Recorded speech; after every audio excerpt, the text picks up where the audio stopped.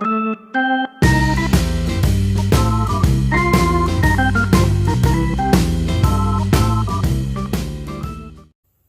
gang, welcome to another episode of our show. This week we're not going to be doing too much in the garage this week because it's kind of a bad day outside. That's why I got the garage door closed. It's kind of cold, but you know, it comes after 2 days of rain, Monday. So last weekend was the Trans Am Nationals. I got to meet a few of you, got to say hi. Some of you guys came up to me and said hi to me. One of them in particular, his name was Alan, he said hi. And he wanted to know exactly how much rust was on this car. So I figured, you know what, that'd make a pretty good review. Let's talk about the rust on this car and how very little there is. So I will also show you where to look for rust on your car and what you should do to treat it, or if you're trying to buy a car, to look for rust on one of these and where to break out your checkbook and where to just simply walk away. So with that being said, let's take a look at this car. Okay, so we know the nose of these things don't rust, but what does rust is inside of here. Oh, let me grab my light so you guys can see. Sorry about moving the camera around. If you look, sometimes rust will form on the radiator core support. I have the radiator out of this thing because you know we're working on this little project. Sometimes the battery trays will rust out. I have replaced this battery tray with a nice new one, thanks to those friendly folks over at Camaro's Parts World. Number one spot these things rust out is right here on the cowl or the dashboard extension. Right here, sorry about the light glare. Right here in particular, from here all the way down here, these will rust out. You get any condensation in there and it'll rust out. As you can see, there's very little rust. There's actually none here. And that's usually where they rust. They usually don't rust on the cowl itself. As you can see, it's really nice. Sometimes these things will rust out. Not on the fender vents. I'm trying to adjust the camera here. But down here, underneath the Trans Am, right at the bottom edge of the fender. As you can see, I think you can see. I can't tell because I can't see the angle of the camera from that view. As you can see, sometimes these will rust out, these will not. Another spot where these cars tend to rust is behind these fender flares, the rear wheel. Right behind here, usually water will get in and rust them out. You can always tell if you got a good set or not, is if this rubber strip right along this edge has got any gaps in it. There are no gaps in there, so there's not... The chances are there's no rust in here, especially at the top up here. My light just died again. Bless America. There we go. See, it's sealed all the way to the top, all the way down to the bottom. So there's odds are there's not water inside there. You can see the rockers and us, but yes, the door's got a little boo-boo on it. Another source of rust on these things is back here. This back panel back here sometimes will get absolutely funky with rust. So sometimes this trunk area will rust, and we'll show you where these things tend to rust. I've had a few Trans Ams that literally have rusted right here. Big old hole here with rust. We got a little dirt in here, just needs washed out. Sometimes rust will form along this edge here and here, but not too much. A lot of them, with these spoilers, will rust completely out. They got a little bit of rust starting here, but that's where a drain usually goes. So you'll have that as that's normal, especially in a car this vintage. So you can see very, very little rust on this deck lid. Trunk lid for those of you not in the auto body industry. Yeah, that's the original color right there. If you want to find out what original color your car was, is take a look at the underside of the trunk lid. There's no sun fading ever goes on into here, and that's how gorgeous this root beer brown, as my wife calls it, or heritage brown for you purists. There's no rust there.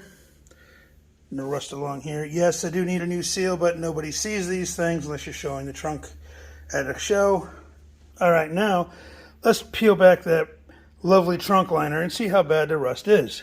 Or in this particular case, isn't. Look at that. That is absolutely gorgeous. A lot of times these will rust along this edge here, and this is where your subframe is, and these will rust out pretty easily on some of these cars.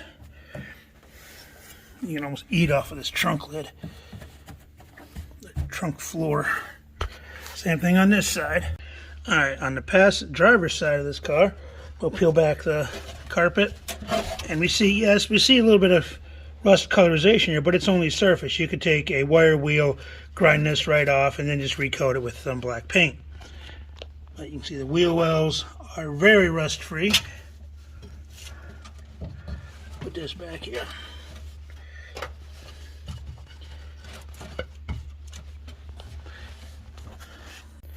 All right, the underside of this car is the deciding factor whether or not to purchase one of these cars or not. Come underneath here, and down underneath here, see that rail goes all the way across. That is your rear pan. If this thing's got rust on that spot, walk away. It's not worth fixing. So, that's the rust on this side of the car. That engine, ooh, that engine. So everyone wants to know, well, how bad are the floors? Which brings us to our number one topic of discussion when it comes to rust, is the floors. How bad are the floors? Well, for some reason the floors go bad on these things if you have a car that's got mint condition floors, A, they've been replaced, or B, you live out in the frickin' desert, which I'd love to go back to the desert. I miss it. Sometimes people left the windows down. Sometimes this rubber seal would leak here, here, and here. Sometimes it would leak here like this car's does. It leaks really bad right here. And sometimes it'll go in through here. If I roll this window up, you'll see exactly how bad that is. In fact, let's roll that window up. All right, now that the window is rolled up, let's see how she fits. Always close the door by the door part, not the glass. So you will get this action here. Look at how much gap there is between the glass and that seal. You can stick your finger underneath all the way down. So I don't know if it's an alignment issue, a window issue, but you can actually see into the car through that gap in the glass. So that's how the floors go bad on these things. Speaking of floors, let's check them out. At first glance, they don't look that bad. But let's turn the lights off in here and see exactly how bad these floors are. All right, all the lights are off. It's dark in here, so let's see exactly how bad these floors are. You can see the frame rail, the toe board. Anyway, you can see light, that's where light is coming through. So, toe board and a floor pan, I've got those. So I just got to find a shop to put those in. Now, the back seat area.